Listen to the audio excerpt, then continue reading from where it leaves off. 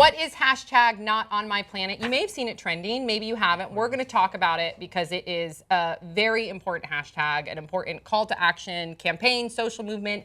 It was launched during Fashion Week, and the fundraising goal is $15 million. And what they want to do is they want to end the trafficking, poaching, and demand of ivory. Watch. Elephant memories are maps of an incredible journey. Their ability to remember is why we say, elephants never forget. Yet we seem to have forgotten elephants. 30,000 elephants are killed each year for nothing but their tusks. That's one every 15 minutes. The Elephant Crisis Fund is ending this slaughter. 100% of your support goes to stopping the killing.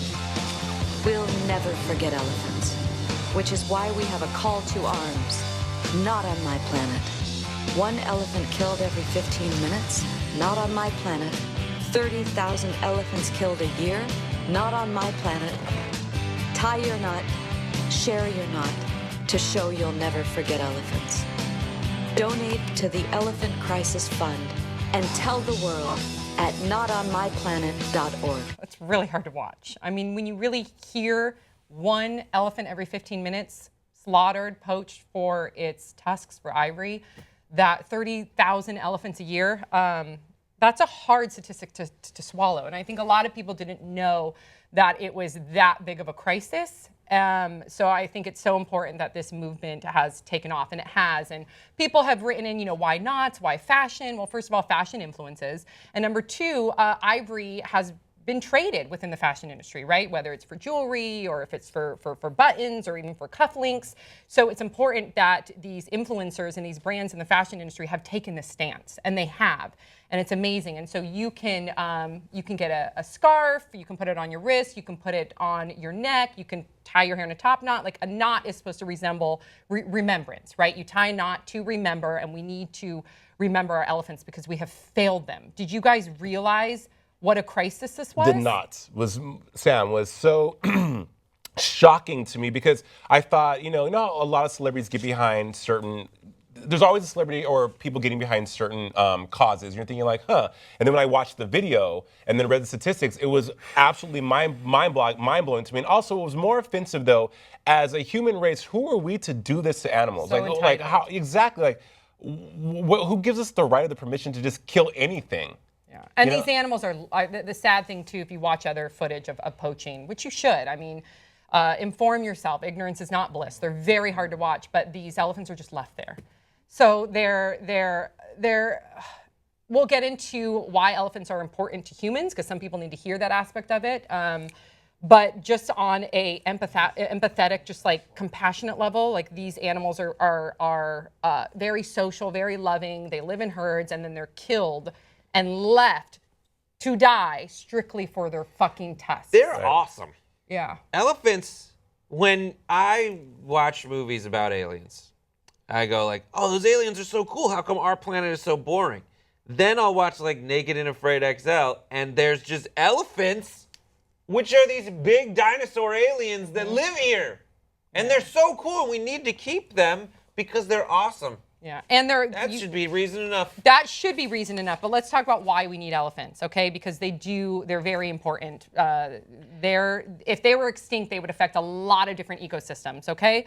So this is according to SOSelephants.org. Elephants play a key role in maintaining the balance of all other species in the community. They pull down trees and break up thorny bushes, which help to create grasslands for other animals to survive. They create salt licks that are rich in nutrients for other animals. They dig water holes in dry riverbeds that other animals can use as a water source, and their footprints create deep holes that water can collect in. They create trails that act as fire breakers and water runoffs. Other animals, including humans, depend on the openings elephants create in the forest and brush and in the water holes they dig. Elephant dung, their droppings, is important to the environment as well. Baboons and birds pick through the dung for undigested seeds and nuts, and dung beetles reproduce in these deposits. The nutrient-rich manure replenishes depleted soils so that humans can have a nutrient-rich soil to plant crops in. And elephant droppings are also a vehicle for seed dispersal. Some seeds will not germinate unless they have passed through an elephant's digestive system. Isn't that crazy? So important. Plants have developed like the way that flowers and bees have that relationship. Right. There's plants with pollination in Africa that have, in India that have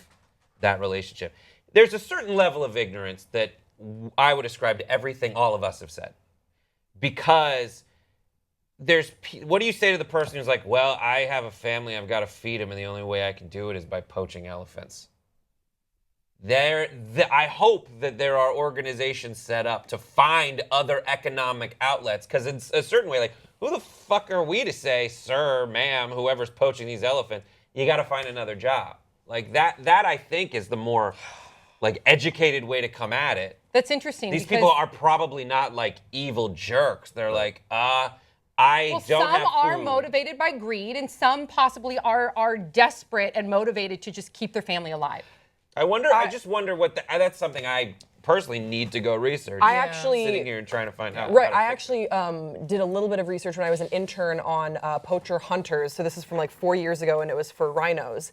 And I'm going to fudge up some of these details, but I remember, weeding through all these interviews with this poacher hunter, and he was talking about how he would go out of his way to employ people who had been poachers and who were looking for, just like you said, looking for a way. They're not evil people, but like, this is how my family survives, and like, this is where the money's really good here. And this poacher hunter would be like, look, I know that I can pay you just as much as whatever you're getting paid, and you will not be in danger with the law if you come on my side, sort of thing. So I think that you bring up a good point, Brett, just as far as like the economical situation in these countries. We have no idea what sort of factors they're dealing with. What I saw in this video that I want to sort of point out is how difficult it must have been for whoever was doing the stinging operation of filming this and then not saying or stopping it. I look at that when I look at videos of dairy farms and the babies and whatnot, and there's someone has to film this so that we can then be aware, so that we can have movements like Not on Our Planet. And that, I just feel like these people do not get the respect and admiration that they deserve, because that's insane what they're doing. They're risking their lives, to capture these videos, and it's got to be insanely hard to feel like you are complicit in the death of these animals, but knowing that you have to do this, you have to document it for others to be saved. I can't imagine how difficult that's got to be. I can't imagine. And to throw it back to what you said, Brett, what I like about the Elephant Crisis Fund and what's in coalition with Not on My Planet is that they fund all these different initiatives at a local level. So what they do is 100% of your donation, whether you choose to donate $1 or $5, $10, whatever that may be, they will then go on a local level, and 100% of the donations go to protecting the elephants. So maybe they have an organization that helps with the economic help with some of the poachers that are doing it strictly to provide for their family. And also maybe they partner with an organization, and this I know for a fact, is they partner with organizations that can help at an aerial level.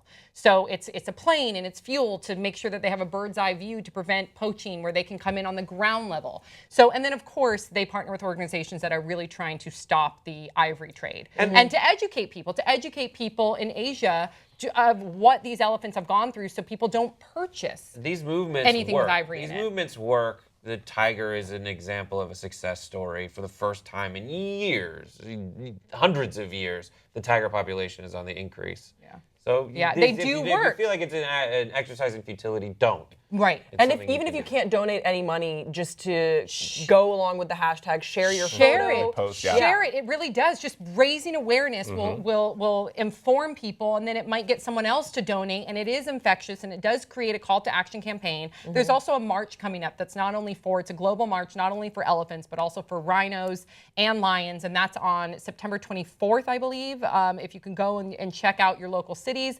participate in the march, participate in Not on Our Planet campaign. So yes, so share a photo of you tying a knot, and then also sharing the statistics about elephants dying every 15 minutes and being poached, 30,000 elephants a year. I also know that in Africa we're down to under 400,000 elephants, when in the 70s we had 1.7 million. Yeah. So we are failing our elephants, and all we can do is spread knowledge. If you can donate, and go to knotonmyplanet.org and spread the knowledge. And if you can participate in the march, I'll be doing it here in LA. And if you're in LA, join me, please. Any final thoughts before we move on?